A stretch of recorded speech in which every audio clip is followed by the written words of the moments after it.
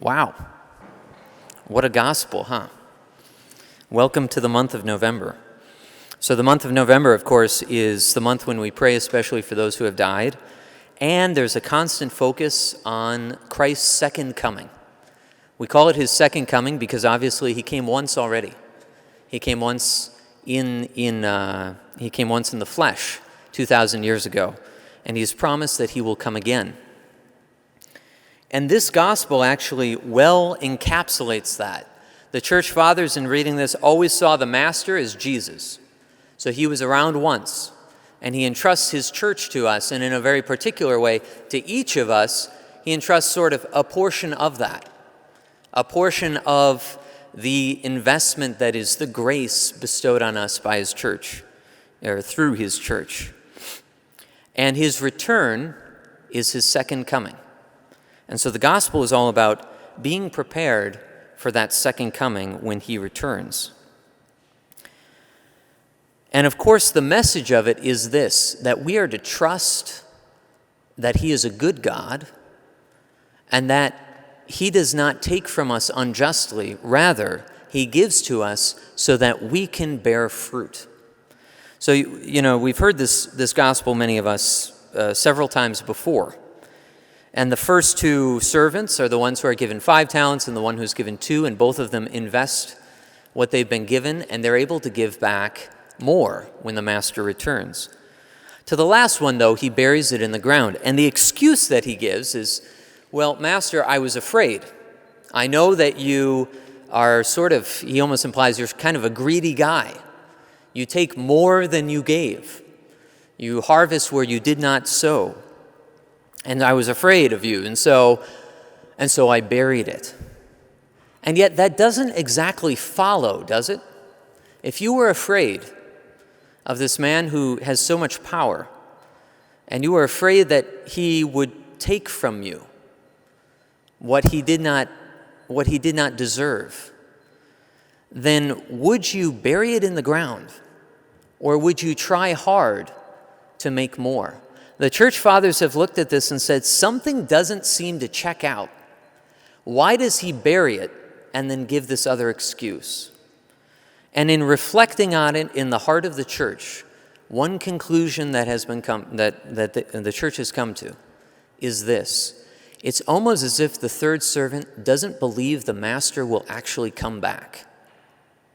It's almost like the third servant has this thing from the master, but thinks that his best bet is to sort of just hold on to it for a rainy day when maybe he might actually need it, and that it's better for him to do that, to have it always in his back pocket and accessible, rather than run the risk of investing it and then one day needing it and not having it, and risking the fact that the master might come back and demand more. It's almost like he thinks he will be better off hanging on to this, thinking on a rainy day he might need it, rather than making sure he has more for when the master comes back, which implies he might not even think the master is going to come back.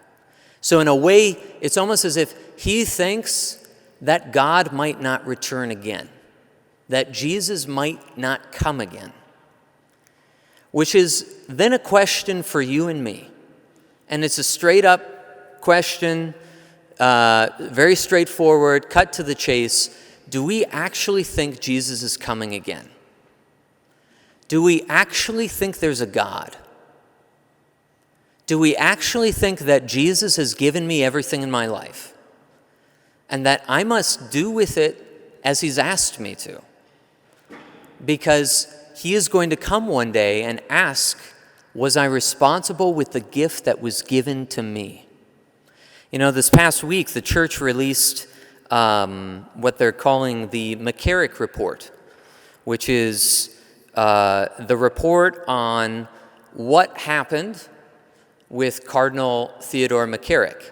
And as you may remember, he's the prelate a cardinal, so super high ranking in the church, and an American cardinal, who a couple of years ago it was found out had not only covered up abuse, but himself had partaken in it.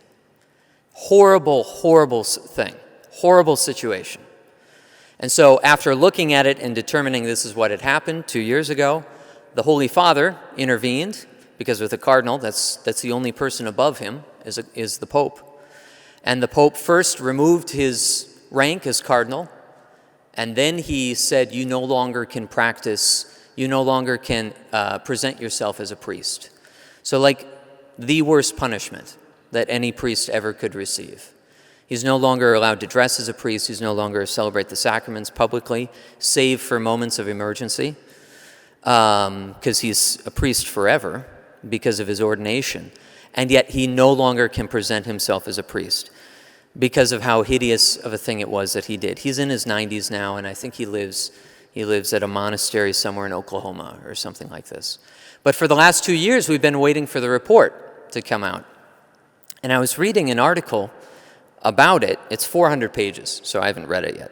I was reading an article about it, though, yesterday, and I was finishing it this morning. And it's a very, very good article. And it was saying, yeah, there's lots of blame to go around. The main question is, how did this man get to be where he was in the church? That's what the report goes into. Tries to investigate who promoted him, where were the decisions made, a thorough investigation going back in the entire history. And this article, the man writing it, he's a professor at a seminary, and he was saying there's lots of blame to go around.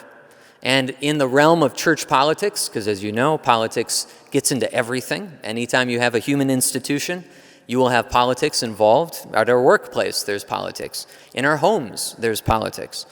And so in the church as well, we find politics. And he says, yeah, people on the left will accuse, various figures who are considered conservative as having made the mistakes. People on the right might accuse, a certain, so-called hidden underground sort of homosexual lobby as being behind some of the decisions that were made and whatnot. He says, sure, there's blame to go around on both sides. The real problem is much, much deeper. The real problem is way deeper than that. He says he thinks that the real problem is that the church, and many individuals, we should say, not the church at large, but many individuals, even within the ranks of the clergy of the church, are effectively, in many ways that they live their life, atheists. That they are effectively people who do not believe. They might celebrate the sacraments, they might preach the gospel, they might outwardly present themselves in certain ways, and even interiorly think that they are people of faith. But that in a practical way, when the rubber meets the road, when push comes to shove, they do not carry themselves, they do not live their life as if they were people of faith. They don't put their money where their mouth is. And this is a moment of reflection for all of us. Do I put my money where my mouth is? Not just my money, but do I put the stuff I've been given where I say I believe?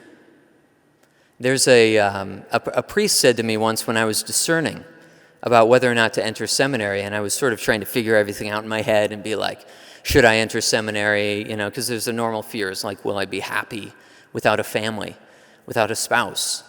Will I feel like I'm living a fulfilled life?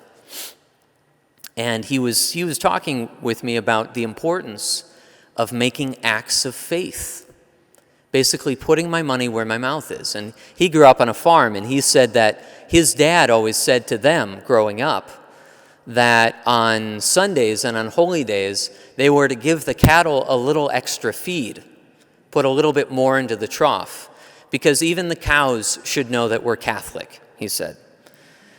Which, of course, is funny, to think about, because this will never register for the cattle. And yet, who will it register for? Who is that really for?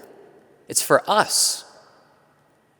It's an act of faith, saying, Lord, I'm doing something that makes no sense if you're not real.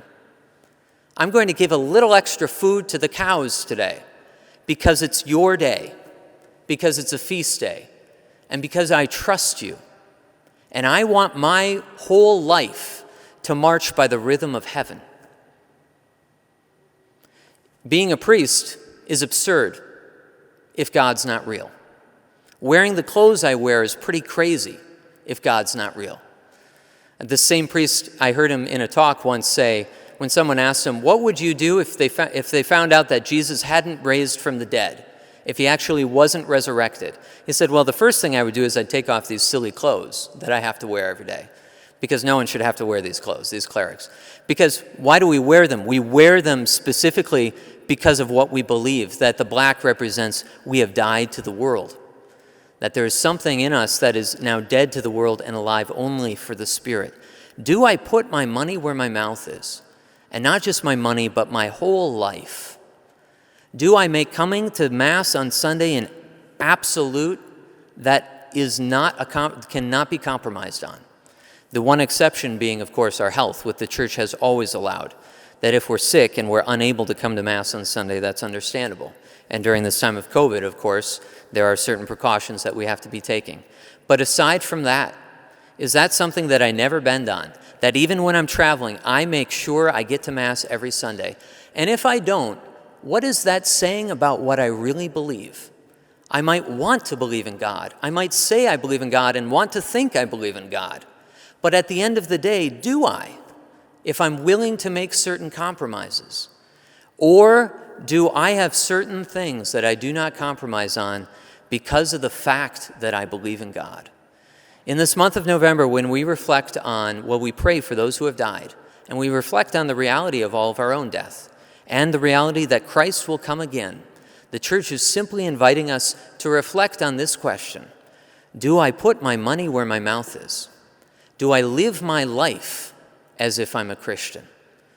Do I have certain things I don't compromise on because the greatest good, greater than my spouse, greater than my job, greater than my house, greater than my family, is God? Because He gave those things to me. And He wants me to enjoy them, but He wants me to trust Him, He who gave them to me out of love. Jesus, increase our faith, increase our hope, increase our charity, so that we can allow You to take over our lives and take over our world, and so that the peace that we long for, that only You can bring, can actually come into the world. Lord, today as we receive You in the Eucharist, flood our hearts with Your heart.